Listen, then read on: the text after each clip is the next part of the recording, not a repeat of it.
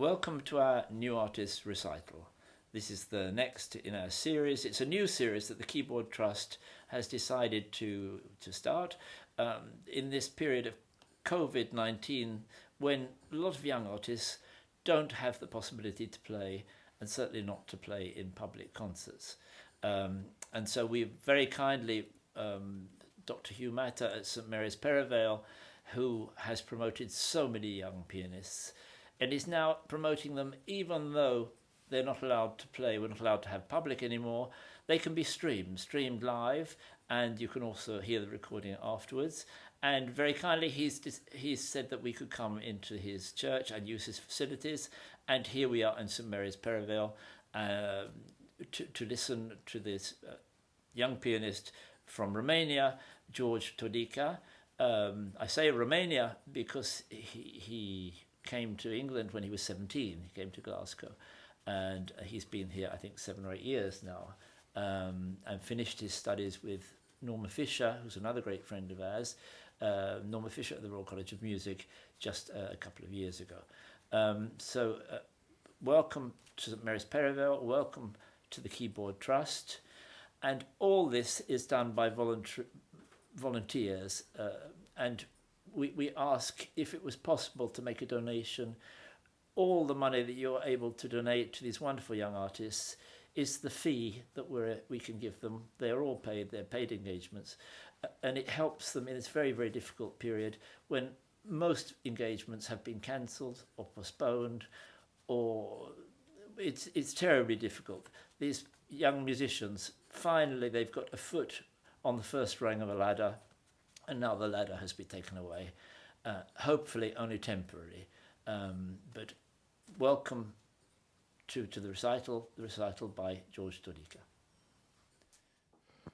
Good afternoon, and thank you all for tuning in today to this recital. I'm really excited and humbled to be playing here today in the middle of this whole situation. It's quite a privilege, I must say.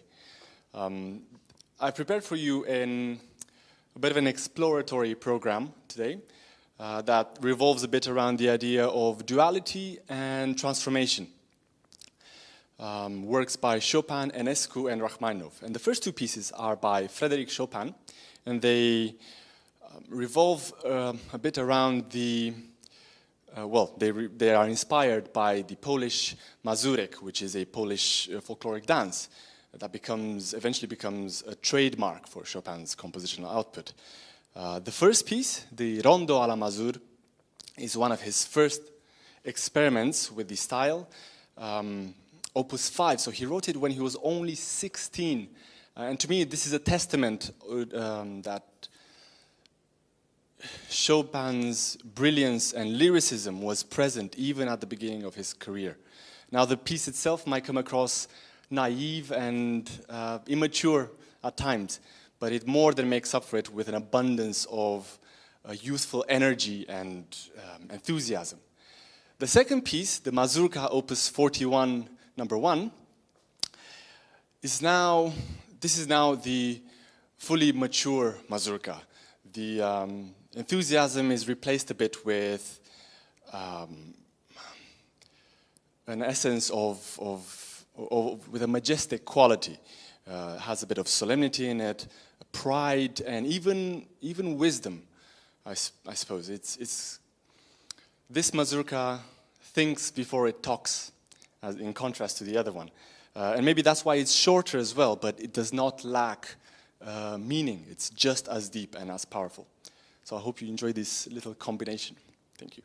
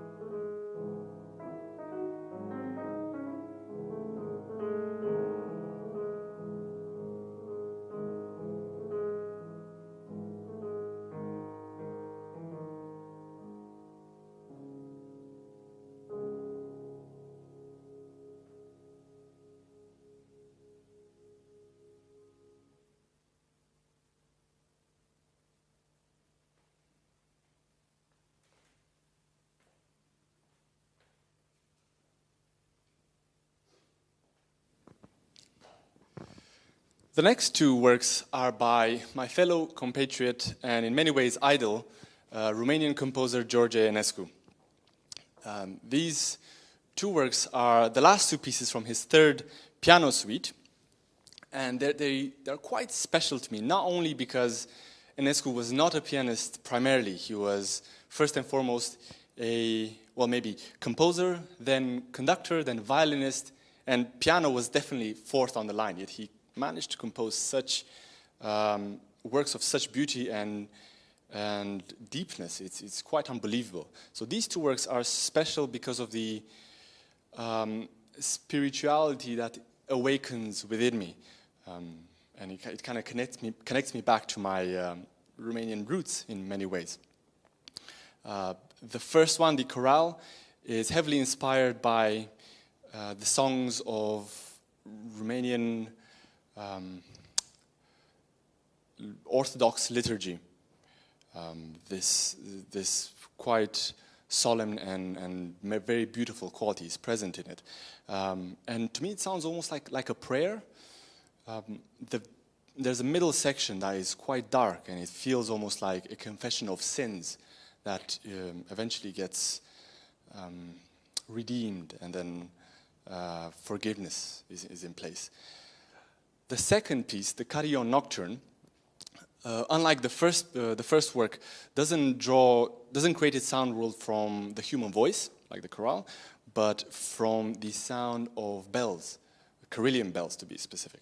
And somehow the structure of the two pieces is very similar, but this second one is a bit more elevated. And I think this is what Enescu is trying to do in these works. He's trying to lift the human spirit a little bit beyond itself, and in a way maybe purify our souls through this process.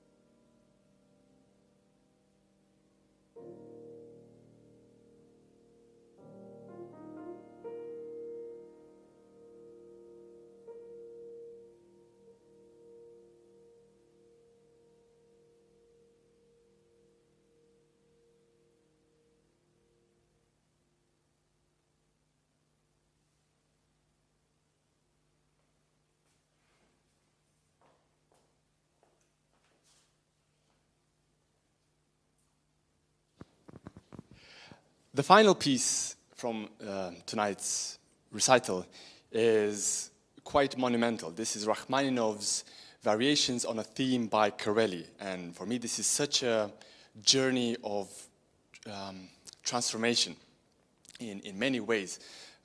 So what Rachmaninov does is he takes this theme, this ancient theme that goes back to medieval times, called the Follies of Spain, and he injects it with the essence of the late Russian Romanticism.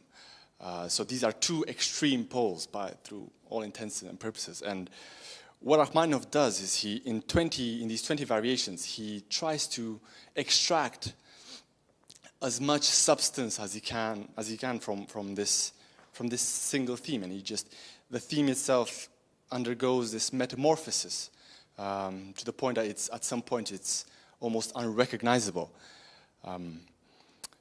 The end is really quite cathartic, because to me it feels almost like the explosion of a sun, because at the end we're left only with ashes, and this kind of symbolic death isn't necessarily a bad thing. It's just the result of fully giving yourself to the universe in a way. So it's fitting that, at least to me, that this is Rachmaninoff's last original composition for solo piano, and tells me a lot about himself as a person and what he wanted his legacy to be. Deep stuff. I hope you enjoy it.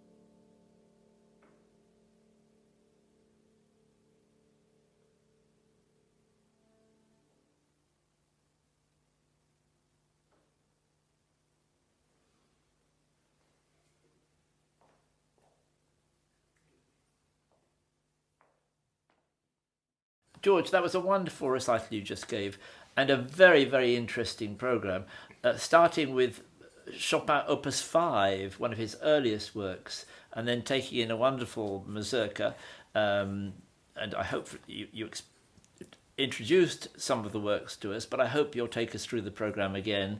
It was very interesting what you said about the Enescu piece, which I don't know, and I don't think is very often played. And then finally the Rachmaninov Corelli variations. I didn't know that it was the last piece, the last piano piece that he'd written. And you explain the program so beautifully, just very short introductions. Can you take us through the program now? Give us some introduction. It's a wonderful thing that you said about the Chopin Mazurka Opus 41. Now I wrote it down, that with this Mazurka, he thinks before he talks, whereas in the early music, it just flew out of his fingers. You said Chopin was 16 when he wrote that work. He wrote and it was amazing, you can't say facility, the agility, the way he could get around the piano. Of course, the pianos were much lighter in those days, so hats off to you that you could play it with the same agility and the same lightness and the same charm that Chopin would have been able to do on a much easier action. But can you just take us roughly, why did you put this program together in this way? Was there a link to all the pieces? Is there a shape to the program? There was a link, and I've been thinking a lot about this idea of duality and transformation, and how we are both being and becoming greater every day as people. And when I look at a composer, I like to see their growth through their lives. And you can see in some composers you see them evolving, and when some you see their quality from the first opus that they publish. You recognize who they are, and these are like your Brahmses and your Beethovens and Chopin as well. I think. Do you know the Chopin Opus 1? Does anyone know it? Yeah, it's a Rondo. It's a very. He wrote that when he was 14 or 15. Oh, that's right. Yes, Alexeyev played it recently in Poland. Yeah, it's a wonderful piece. The same. It's like a web of sound. It's amazing. Then as Chopin got deeper and deeper, there was less of this scintillating way of playing, but it kept the same shape in a way. It had the same sound. It had the same right spark from the very first note. Yeah. He was really ingenious with how to navigate the keyboard from a very early age. He had like a talent to make the piano sing, because he was obviously also obsessed with bel canto, the human voice, even though he didn't write that much for the voice. That's true. But the first Opus 1 is a bit more unknown, but the Opus 2, for example, are the variations on La ci darem la mano, which were a great success, and Schumann wrote that it was... Oh, that's fantastic. When Schumann said hats off, exactly. A genius, yes, of course. Exactly, and that was only his Opus number 2. Yes. And I think these early opuses get often overlooked. They're considered the immature Chopin, and they always urge you to look at the last works. Which is fair enough. The last works are very... Have you looked at the last works? Well, I played the barcarolle is always in my repertoire, and and the second, the Mazurka, is one of the last. It's Opus 41. I suppose it tends to be on the mature side. The mature side, yeah. Exactly. I think there's a nice juvenile energy to these early opuses. There shouldn't be almost Mendelssohn. Almost type. Mendelssohn type. Yeah, but exactly. Mendelssohn. Well, Mendelssohn, wonderful, of course, but slightly emptier in a way. Yeah, slightly more... more salon music. Salon, whereas Chopin started in the salon, but finished in who knows where, in some paradise. Chopin took pride in his heritage as a Polish person, so I think that's the thing that infused him with a bit of extra character and pride and depth. He always had, I think, at the back of his head that he's Polish. That's true. And he should take pride in that. So that's why his music has that extra bit of depth and meaning, maybe. Yes, well, certainly the barcarolle is one of the greatest. Yeah, it's a great song, right from the very first note to the last. Everything sings. It's absolutely wonderful, that work. Yeah, but very interesting as well to hear this rondo that you played today, and the Mazurka too. We very rarely hear Mazurkas these days. We might get one as an encore occasionally, but very rarely in a program. But we never ever get Enescu, certainly not these pieces that you played today. And I don't know, are they played much in Romania? Is it part of the Romanian pianist repertoire, the Enescu? Not these ones, not so much. The very last one, the Carillon Nocturne, is a bit more, is now getting a bit more played because of its really ethereal quality. But is that because of the competition, that it's obligatory to play it in the Enescu competition? This one is not. In the Enescu competition, it's obligatory to play the second suite, which is much more impressionistic. Yes, I've heard that, yeah. This third suite is much more experimental, and it gets overlooked because it's considered these fleeting ideas. I think Dino Lipatti played his sonata. He did. Is that together with the B minor, the Chopin B minor sonata? I think it was on the same record that I had. Yeah, exactly. Yeah, he has a famous record. Of course, yeah. But your training then in Romania, I mean, we're talking about Dino Lipatti, all these people. What sort of training did you have as an early child? What age did you start, and how were you trained? Was there some official training that gave you some serious, or did you just have piano lessons like we all do when you're a child? Was it a bit more serious than that? It was a little bit more serious. I started official lessons when I was about 6 or 7, just before starting school. Official in what way? You just a local piano teacher, or is there an actual school that young people There is go a to? school. There is a school, an art school that focuses on music and painting and dancing, and it's and it's an all year groups are joined that school. So I was there from my first year of school until my last. So how many years was that? When was 12 your years almost. 12 years of school. Yeah. And before that, I started at home by myself. My older brothers played piano as well, so that's why I said officially. Because I learned how to press the buttons when I was about 3 or 4. And your older brother, you said, is a sound engineer. Is that the one that's sound engineer in the area? So music is in the family. Were your parents musical? My father plays the saxophone. Oh. And he used to have a band when he was younger. And, oh wow! Which is, Did you try the saxophone as well? A little bit. I'm sticking. What with made piano. you take up the piano then? Why? I think it's because my brothers played the piano. My father wanted them to play the piano. You had a piano in the house. And we had a piano in the house. Yeah. And they did play the piano. They didn't take to it as much as I did, but I'm pretty sure I did. I fell in love with the piano because I heard it from my very first days into this world as a kid. I would hear them practice. And do you have perfect pitch as well? Is that? I have something like a perfect pitch. Yeah, so you picked that up as a child. As well. Yeah. Hearing music, that gave you that way the ear could pick out the sounds and know where you were on the keyboard. Basically, it helped a lot. And, But then, what did you do after that? You were in Romania up until the age 16? Up until 17. And then at 17, you told me you came to a boarding school in Glasgow. In Edinburgh. Oh, Edinburgh. I went to Stuart's Melville College. That was you got a music scholarship. It was a musical scholarship. Music scholarship. The school itself is a general boarding school. Very, very prestigious boarding school. And you did your A-levels or what? Or I did the Scottish they have a special. Was there? I didn't know they which is the equivalent of the A-levels. Yeah. So you did that you did the sixth form. Exactly, the sixth form. Sixth form in the Was that based very much on music? So, did you have much of an opportunity to play there as well? Were you expected to play? I was expected to join all the musical. Yes. I was expected to get myself involved in other things. It was meant to be a learning experience. I wasn't just meant to do music. Yeah, because you had a scholarship because there was a convention between the headmaster of this school and Romania. The headmaster was closely personally connected to Romania. Was he Romanian? He wasn't Romanian, but he used to do a lot of charity work when the communist regime fell. Oh, I see. He first started just going to Romania to do all these charitable projects, and ended up just bringing Romanian children to experience. Yeah, what's the name of the school? I'm sure everyone would like to know. We know about Chetham's in Manchester, but we don't know this school. It sounds very interesting. Stuart's Melville College. Is it still have a music section? Yes, it does have it still does. It's a good music section. Yeah. But after that, when you finished at the school, then you went to the Glasgow Academy of Music, because your teacher that had been teaching you at school in the sixth form in the school was a professor at the Glasgow Academy. Yeah. Yes. So you went there for another 5 or 6 years. So I did both my bachelor's and my master's in Scotland. First with Graham McNaught, and then with Norman Beatty, and then Jonathan Plowright. Oh, right, Jonathan Barrett. Oh, wow. My master's years were. Oh, wow, yes. Yeah, that's...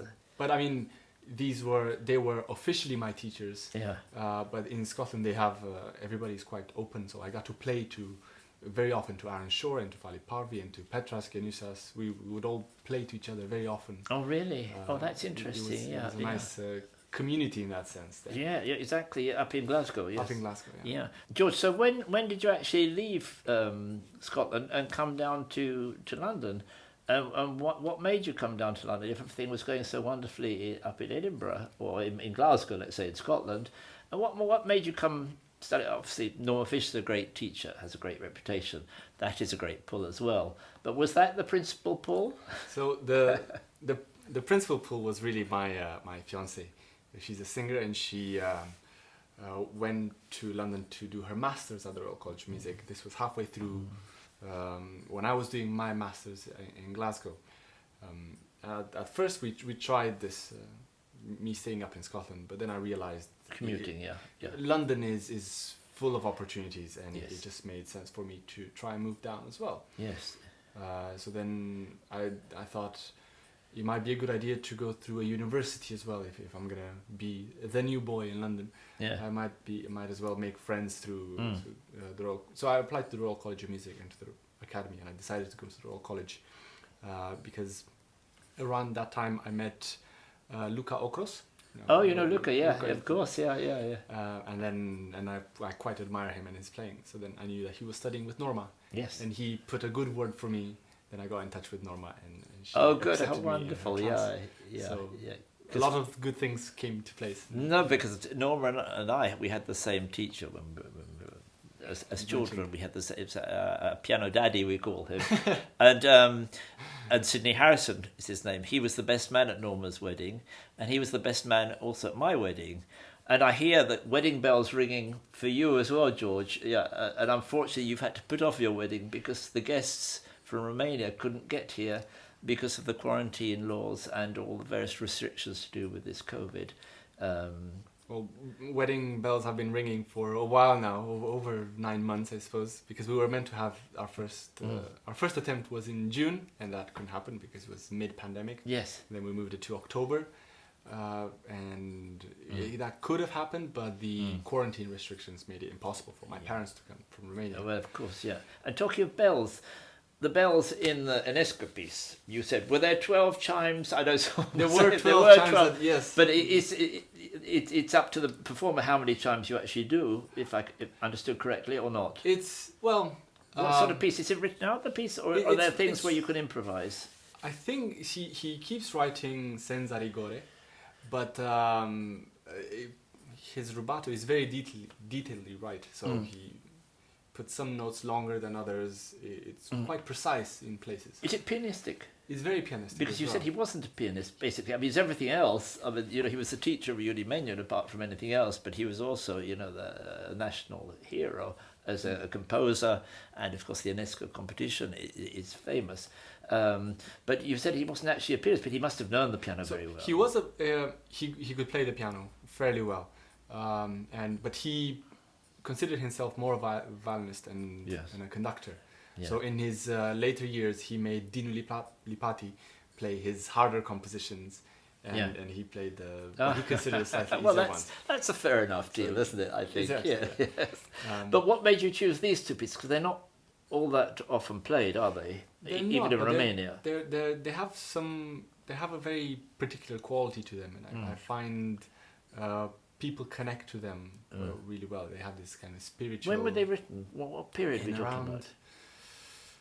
1910s, kind of like. Oh, as early as that. As early as that, yeah. Very Opus 18. So he was not. Because the Rachmaninov afterwards was written in when 1930 something, 31, I think. And he died in 43, didn't he? He died in 43, so it's a late work, really late work. So this was his last considered original composition for solo piano. Because after that, he also wrote the Paganini variations for piano and orchestra. Piano orchestra, yes. And he also wrote a few transcriptions of his songs. Yes. But so the Corelli variations are considered that was his the last. I didn't know original that. composition. Yeah. And it's a mammoth of a... Did Rachmaninov ever play it? He did several times. And He didn't record it though, did he? He recorded the second and third concertos, but I don't think he ever recorded the Corelli variations. He didn't no. because he wasn't fully happy with it, I think. He used to skip variations quite often. We know from his letters to Mettner that if he heard someone cough in the audience, he would assume that they get bored, so that he would just Oh, skip. really? Yeah. Because there is an edition where you can skip, or there are alternative There are variations. notes that say you may skip this. You if played want them to. all, though. You played them all. because Yeah. I think they're all worth playing. Oh, it's a wonderful piece. Yeah, I remember the first time I heard that was in Siena in 1968. Oh. A young English pianist played them. It's the first time I've ever heard them. So beautiful. That and what was it you said you explained it so well when you introduced the composition just before you played it about taking this 16th century La Folia, Yes. and then transforming it Through the kind of spirit of the late Romantic period. Yeah, and at the time that was the edge of Yeah. classical music, so these were two polar extremes in many ways. Yeah, no, you had a wonderful say the sun and then the ashes. Oh, yeah, They left with the ashes. It was so poetic. We'll get that in the recording anyway. You will hear that his introduction, but it was so poetic. It remained in my mind that it is the ashes, that great sound on which this theme comes back, just seems to float. A bit like the Goldberg variations. A bit like that, yeah. A bit like the Goldberg, on that wonderful sound which never holds the last G in the Goldberg variations of the quarterly bit. But I wish they would. There was one pianist that did, Andrzej Tchaikovsky did, and he had the theme float on top of this G, and it was real magic. But Rachmaninov does that, and he tells you to do it. Well, Bach wasn't quite so careful about his indications, but Rachmaninov knew what he was doing. Exactly. He knew. Yeah. It's quite a. I mean, I consider it quite a cathartic experience. This complete devotion to music. It doesn't just explode into a fanfare of happiness. No. You get drained of all your energy at the end, and all is left are the dust. And the Well, ashes. my old piano teacher, Vlad Perlmutter, used to say he came on stage, he looked as though he'd swallowed a knife, but it said it was the most romantic sound he's ever heard in his life. So that was Rachmaninoff. Wow. There was always this slightly sad thing that came out in his music as well, but it's such a Russian sound, such an individual sound, and these virtuoso variations. You don't have the orchestra to help you here. No, you cannot hide next to an orchestra. No, you played absolutely wonderfully well. Thank you, George. Thank you for explaining everything to us so well, and I will look forward to re-listening to your recital. Oh, thank you. Thank you very much.